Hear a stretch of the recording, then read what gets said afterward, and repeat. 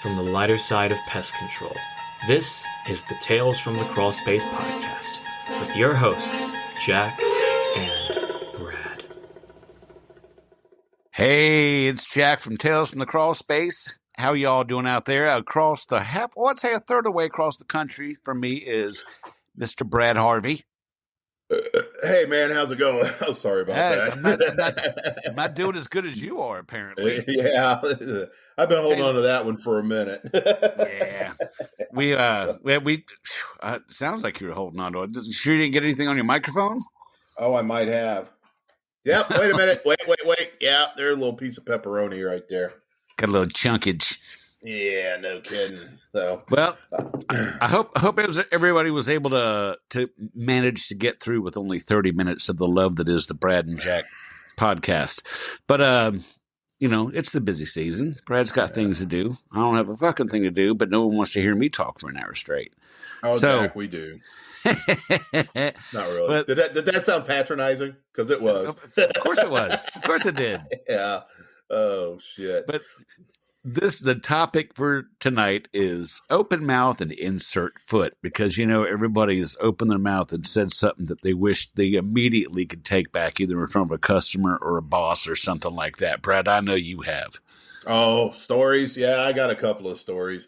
One of the bad parts of being me is the lack of a filter, and I'm sure I'm actually sitting here with the Pest Control Humor Depot website or Facebook page up, and I'm sitting here watching a video of the first lady of PCHD herself, Paula Benedict, just belting one out. And yeah, she's I'm not saying that she opens her mouth and inserts foot, because she is the voice of a generation, but it's just she always gives me good inspiration. It's like, be yourself, and but sometimes being yourself isn't the best idea in the world. So and I really don't give a fuck. I'm gonna be myself no matter what. So that's gotten me in trouble more times than I can care to count. But I'm uncompromising. Yeah, uncompromising. Yes, but uncompromising and just totally fucking up and saying the wrong thing are two different things. Yep. Sometimes you could be uncompromising and still just totally gobble down your foot. And yeah. I mean, I sometimes I know I'll say it in the back of my mind will go, that you fucked up on that one. You really should have done that. Yeah, because I'll roll off of one right now that just popped into my head. It was about 4 years ago. I'm doing a service at a financial institution, and I'm back behind the teller counter, kind of getting things done, inspecting that whatnot, seeing some ants, and a lady. I was down on the ground, down on the floor, and looking around, and saw some ant activity, saw their entry point. I get the gel bait out. She's looking down at me. How could I put this in the most genteel way? She was she was a sturdy gal, and so yeah, and she goes, "Is this stuff harmful? Is it harmful for me to be around?" And I looked up at her and I said, "No, it's not a problem, ma'am. This stuff is going in the cracks and crevices, and it doesn't have any like volatile organic compounds. So there's not really nothing that you can inhale or anything like that." And then I looked up her again. I said, "So when do you do?" Oh no. Yeah. Oh no. Yeah. Her face turned purple. And my face turned purple when she did that, and she proceeded to go to the manager of the branch and basically started crying. So that was not a good one. I try to keep that shit to myself now. So it's like, okay, maybe she's pregnant, maybe she's not. I shouldn't say shit like that, but that was, I could have crawled into that little entry point where I put that bait when them fucking odorous house ants were coming out. I felt that bad. And my God. So, yeah, that one was pretty rough. Fucked up. Yeah. Go ahead. Mine's a little long. You go. There was this little tiny shack of a house in Deal, Maryland, which is right on the Chesapeake Bay. And the roaches were so bad, they were eating the bait as fast as me and the guy I was working with could put it out. I mean, they had like this paneling with this crown molding, and the crown molding had kind of shrunk away from the ceiling. So we were baiting because you still have these little antennas sticking out like they're waiting for food. So I think we went through like 2 boxes of bait. Was it 5 or 6 30-gram tubes per box? Mm-hmm. And it went through 2 boxes of that stuff. And most of the bait was gone by the time we left the building. But as we were retreating, went into one of the bedrooms, and there's this young guy laying on the bed. He's got a picture of Hitler above the bed, and across the room, basically where the foot of the bed would be, but across the room over the dresser was who was the angel of death, the doctor that did experiments on people in Nazi Germany. No, in Nazi Germany. Yeah, Joseph Mengele. That's right. Yeah. A picture of him had a shotgun up against one corner of the room, had a big old 45 sitting on the nightstand, and the guy I was working with, Tommy Termite, walks in and goes, "Hey, love your Hitler picture," and just announces that shit out loud. I'm standing there thinking, this guy's going to fucking kill both of us. Yeah. And there's this like 85-year-old man that was in the kitchen cooking. And I mean, when the stove would heat up, all the roaches would clear out. And it just, so the roaches are pouring away from the stove. He's cooking some rancid hamburger in this pan. And the young guy's back in the back room going, "Where's my fucking hamburger? I'm fucking hungry." So Tommy Termite yells down the hallway, "Get your ass up and get it yourself." He's completely fed up with this asshole who was just boss in this shitty roach-infested house, bossing this old man around. And I'm just sitting there thinking, my fucking God, we're going to die. We're gonna that dude's gonna get all Hitler shit on us and just start shooting people. Oh, that's right. Yeah, start shooting people or start doing some twisted medical experiments on you and never be heard from again. No, that was a fucked up situation. Oh my God, Tommy Termite. I've got tons of stories about that son of a bitch. Oh yeah, I got. Let's see. I got when I was working at the Big Green Tea, and somebody from corporate was there. Her name was Dorothy, and she had called me out in the field. And because I was, this is when I was a service manager, and she had some questions about some of the paperwork and stuff. And I just got off the phone with my wife, and then she calls, and we're talking, and Dorothy, blah, blah, blah, it's this, and she goes, "Okay, I think I've got enough here that we can fix this. Thanks." I said, "Thank you, love you." She goes, "This is Dorothy." I said, "Oh yeah." I said, "Well, oops. Love you, Dorothy." She didn't crack a laugh or a chuckle or anything to try to diffuse the situation. She just decided to just be an asshole about it. Wow. And I heard about it from my branch manager, and it's like, yeah, you can't say stuff like that to corporate people. And it's like, it was a mistake. I was just talking to my wife. Anyway, that. And tell her to lighten the fuck up. Oh, no shit, right? Well, I'd say most of my insert foot moments came from the Big Green Tea, because that's where I got my start. I was kind of new, learning the ropes, not just in being a technician and dealing with the public on a more intimate level than from behind a counter slinging hamburgers or whatever. It's a totally different. I mean, the people say customer service is customer service. That's bullshit. Customer service is one thing when you got a counter and a cash register between you. It's another one when you're face to face in their house, and dealing with them. It's a totally different head, and you just got to know that you are not on your turf. When you're at Mick wherever the fuck, you're on your turf, kind of. A little bit more than you would be in somebody's own home. So you get the home field advantage. Yeah. Yeah. So any of you greenhorns that are out there listening to this, and that had a restaurant job, you're in for a totally different experience here. It's a good one though, once you get the hang of it, because some of these people are really fun to deal with. Some of them can be complete pricks, but there are a lot fewer of them. You'll find out when you first start in this business, you open mouth and insert foot a lot more often. Mm-hmm. But as you become experienced and salty, as we brought up on the last episode, if you become experienced and salty, you learn to choose your words a bit more carefully, and they don't happen as often. But when they do, they're really fucking good ones. Yeah. Because usually you're just at a point where you're like, fuck it and fuck everybody. And it just comes out. Yeah. Yeah, one of the hardest parts about being a manager is when a technician or one of your other guys opens their mouth and inserts foot. Part of that foot's going in your mouth too, because you're the one that's going to have to unfuck it. Oh yeah, Yeah, that's the truth. The shit rolls downhill theory. absolutely. I mean, yeah, there's some times that you've stuck your foot in your mouth and you don't even know it until later. I was doing a rapid feeding establishment down on the south side of Indianapolis that was having a small fly problem. They were busy as fuck, but they wanted my ass out there right then and there. So what the hell was I going to do? I'm not going to go in there with a can of 565 or whatnot, and then just lay waste to the adults. And I had to go out. I inspected it. There wasn't a damn thing I could do at the time because they had so fucking many customers in there.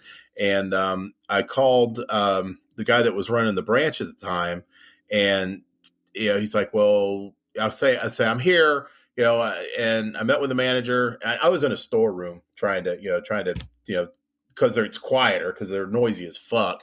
And I get back there. It's like, yeah, there's, I found the source. I did I did a little bit of wipe down and with some stuff, and I can't do anything else. He goes, well, they're so bitch. I said, I know. I said, I'm gonna leave them a can of 565 so they'll shut up. Well, apparently the manager had walked right by the doorway of the stockroom at the time. Didn't say anything to me. Signed the ticket. Took the can with pleasure, and I leave. And I'm getting halfway back to the office, and the boss calls me to say, well, she just talked to her operator, and they're pissed off because you said blah blah blah blah blah. I was like, holy shit, man! I didn't think they were listening to me.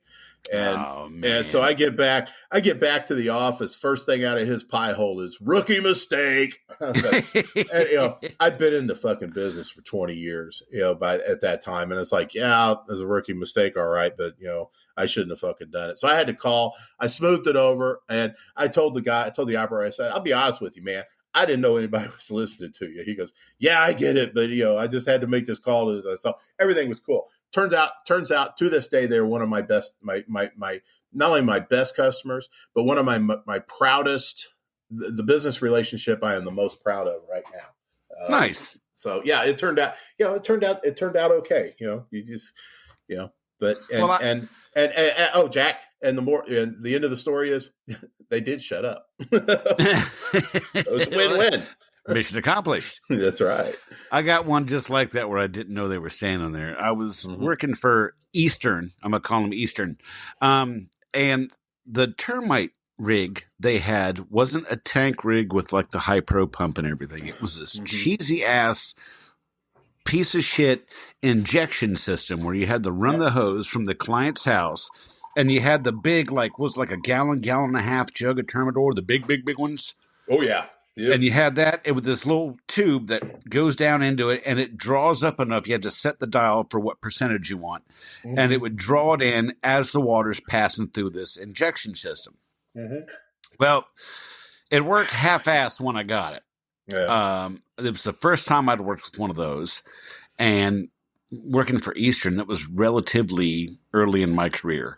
Right. And I'd try to fix it, no idea what to do. And I kept telling him, you got to fix this thing. You got to fix this thing. I keep having to go back and fix it, and nothing's working. Like, oh, you got this big termite job you got to do. So it'll be fine. Just run some water through it. It'll be fine. Whatever. So I get to this house, and I had a full jug. I popped the seal on it. I obviously left some paper around the edge. I'm not that good. Yeah. Pop the seal on it, get the tube down in it, get the hose hooked up, get it going, drag my hose with my soil rod around because I had first gotten there and kind of trenched around the house, and I start treating. And I got liquid coming out the end. I went back to the truck. Checked for after like the first 15 minutes, and I was down some Termidor. So great. Things were okay. Right. So I went ahead and finished the rest of the house. And my service manager, Steve, walks up to me around the back of the house. He goes, "Hey, you been treating it all?" I was like, "What are you talking about?" And I went back to the truck, and the damn thing is just a little bit lower than it was the first time I checked it. It just stopped drawing out of that tank. Yeah. And my back was to the house. He was standing facing me with his, his back to the truck. And I had it. I was frustrated. And I said, look, I've been telling you guys to fix this goddamn thing since the first time I took it out. And here I am. I've probably pissed a bunch of water around this guy's fucking house. And I don't give a shit. I'm going to kick that dirt back over and go the fuck home. And Steve kind of looks at me and his eyebrows go up and he kind of leans off to the side and look over my shoulder. I'm like, he's fucking right there, isn't he? Steve shook his head. Well, that guy did not want me back at the job, so I didn't have to go back and do that job. Steve got to take my rig out there and finish that job with that piece of shit rig. Serves him fucking right. Should have fixed that goddamn thing. Yeah, pissed me the fuck off. I was I had it. It was hot as hell outside. I was sweating my balls off, and just goddamn, fix the fucking thing. And I would never use one of those rigs again. I hate them. Hate those things. It's like the term. It's like the big green tees. Those anteater trucks. Aardvarkies, yes. Aardvarks, yeah, those things. Yeah, we can call them aardvarks. What the fuck? Well, you're probably right. I'm probably having a mental block, which is a good thing. So no sweat ski. Yeah, the middle blocks. We specialize in middle blocks here at Tales from the Crawl Space. Yes, we do. Yeah. See, for those of you that don't know, our average recording of a podcast takes approximately 7.25 hours, and it's edited down to 30 minutes. Yes, it is, because we go off on tangents and stuff. We go off on tangents, and we sit here just kind of, we have to wipe the drool off the keyboard, and yeah, it's a total mess. But guys, we do it for you. That's right. Brad will take the microphone to the bathroom while he poops, and I have to sit here and listen to it, but we spare you the indignity. Yeah, that's right. He has to fix the volume level and stuff on the mic when I go to wipe my ass with it. Yeah, that's because it's just scraping against that that gorilla-ish ass of yours. That's right. Yeah. it's definitely a shady thicket. Dingleberries. Mm-hmm. Speaking of foot and mouth, that's what we've been doing here. I'd say the mother of all foot and mouth stories that I have. It's one that actually cost the company I was with a massive account. Oh, I had been working for years on this account, getting their problems taken care of. It was an older building. It was in particular, it was the food service area. We had gotten down in there and were doing a lot of things to get this shit under control, and we were starting to get some good results, not only with the controls measures that we were taking, but also getting them to spend some money on the place. Well, they did a major reno, on this kitchen, and everything was wonderful for a certain time. Then they started getting into the old sanitation habits where, the tightest sealed floor surfaces and the complete lack of sharp edged baseboards and whatnot could not stop the juggernaut of food and conducive conditions for things like roaches and small flies. Right. Well, the director of the dietary department set up a meeting with the head honchos, and unbeknownst to me at the time, this was supposed to be me covering this guy's ass. Well, I was having a hard time coming to terms with that, especially when the fact that he told me that's what the meeting was supposed to be on the elevator right up to the boardroom. Right. I had my PowerPoint, I had my laser pointer, I had my cleanest shirt with the least amount of coffee stains on it. I had my shoes washed, not polished, but washed. And I was ready to go in there and have a nice comprehensive meeting, give them all kinds of information, the things that they need to know and everything. And I did that. But they were talking about, okay, we've spent all this money on this stuff on your suggestion, but we still have this problem. So that's when I released the Kraken.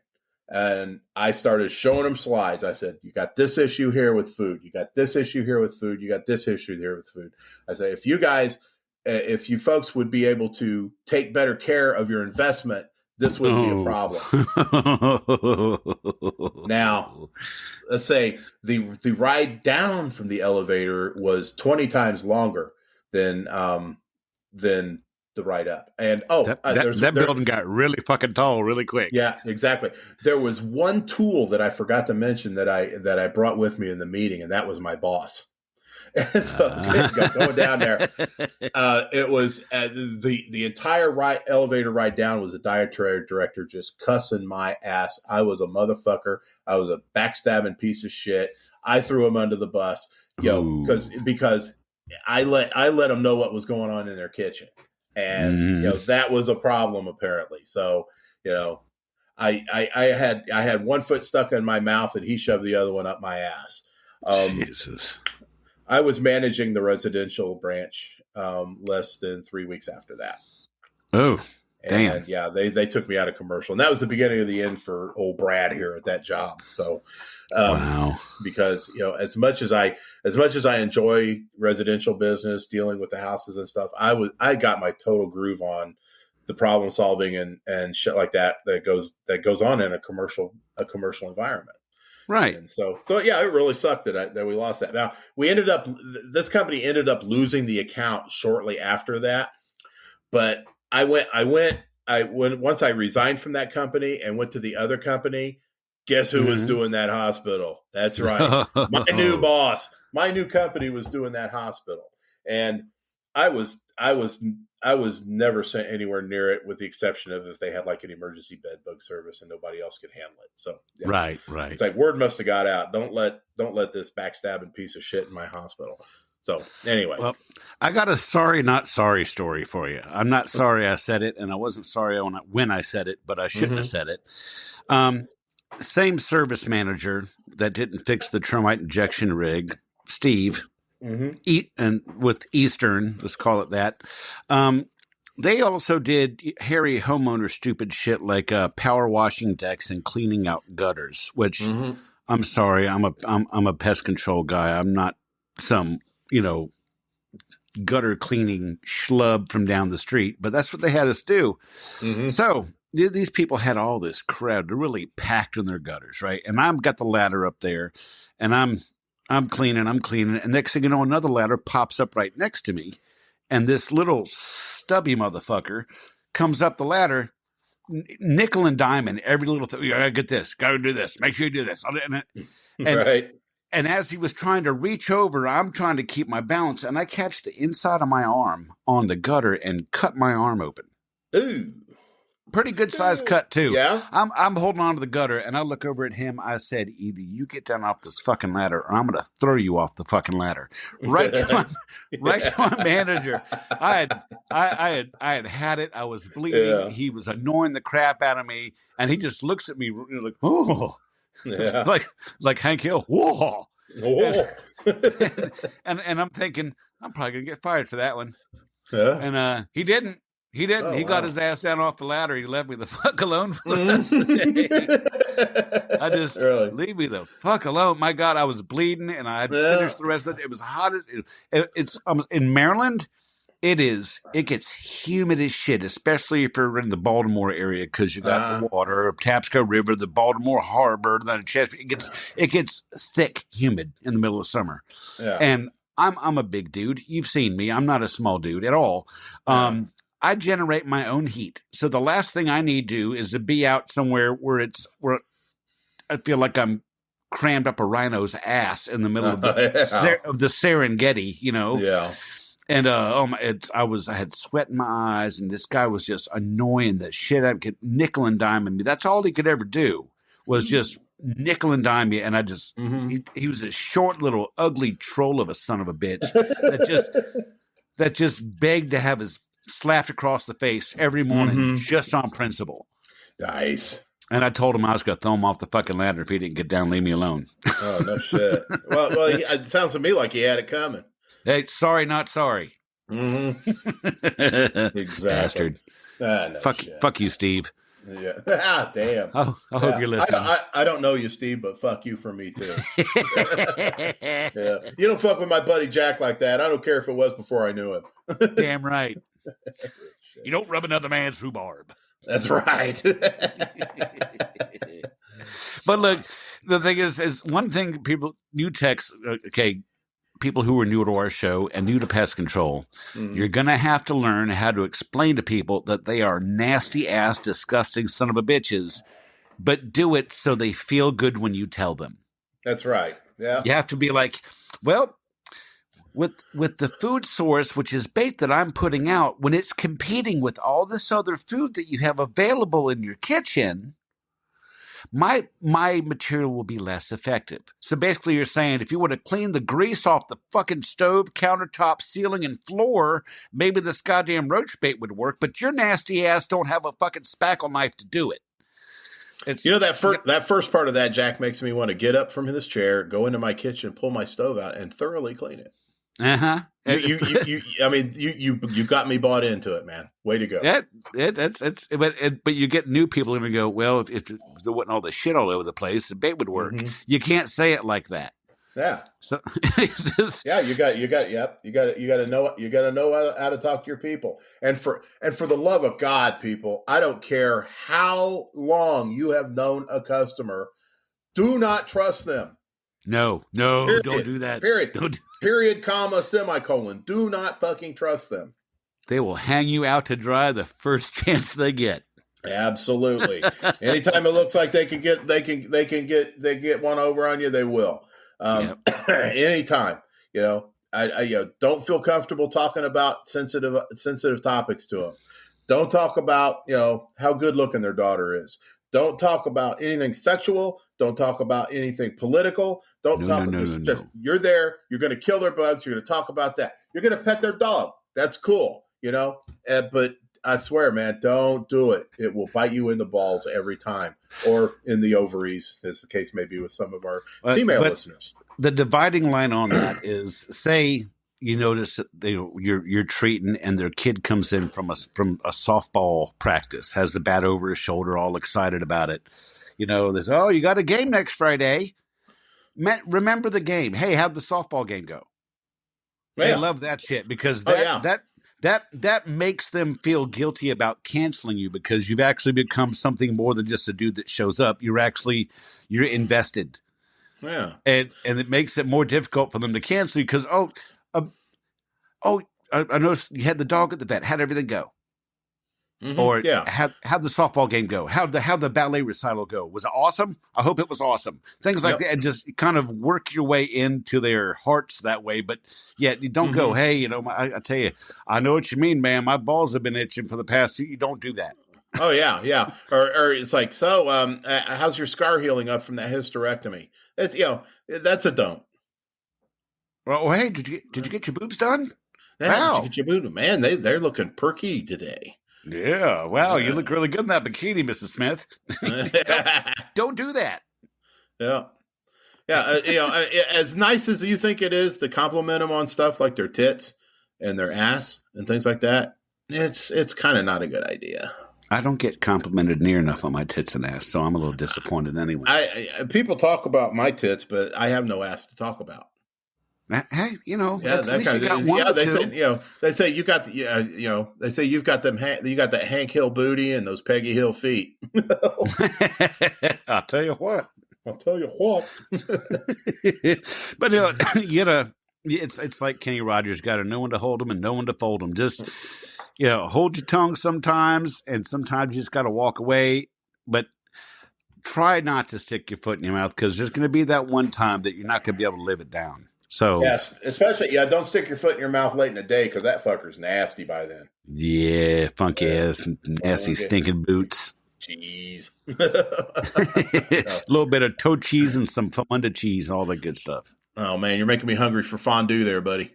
I'm gonna grab the captain's wafers here in a second.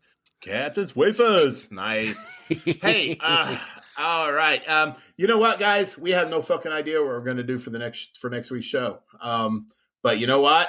We're always open for suggestions. So why don't you hit us up on Pest Control Humor Depot, or the Depot of Pest Control Humor, or just let us know if there's something you'd like to hear, or if there's something that's just really pissing you off, or if there's something that you never want to hear us talk about again. Let us know, please. We're open for suggestions. Right, and if there's something that if you got a good story that you might want to come on the show about, make sure you got a microphone, headphones, and a laptop. We can't do it off your phone because it sounds like you talking out your ass. So, laptop, headphone, microphone if you want to come on the show, and a browser that uses either Chrome, Internet Explorer, or a MacBook. You know what? This is half-hour shows. Yeah. So far, so good. Yeah, we managed to shove 60 pounds of horse shit into a 30-pound sack, Jack. We have, Yeah. and I gotta use 15 seconds. We're at Crawl Space Tales on Twitter, which I'm probably not paying attention to anymore. TFTC Podcast on Instagram, TFTC 2.0 on TikTok, and the website www.tftc.wtf. And you can always find us at the Pest Control Humor Depot. I got a Facebook page for the podcast, but I really don't even fucking pay attention to it. Yeah. Well, why don't you pause it then? I think I might, because we do all of our stuff on the Depot anyways. That's where the show's home is on the Depot. So find us there. So, on behalf of Pest Control Humor Depot, Tales from the Crawl Space Podcast featuring Jack Starry and Brad Harvey, keep your foot out of your mouth and bug the hell off. Bug off. Thanks for listening to Tales from the Crawl Space Podcast. You can find us on just about every single podcast outlet there is online. So be sure to subscribe, and we'll have a new episode next week. Don't forget, you can find us on Instagram at TFTC Podcast, on Twitter at Crawl Space Tales, and you can also find us on Facebook at the Pest Control Humor Depot. See you next week.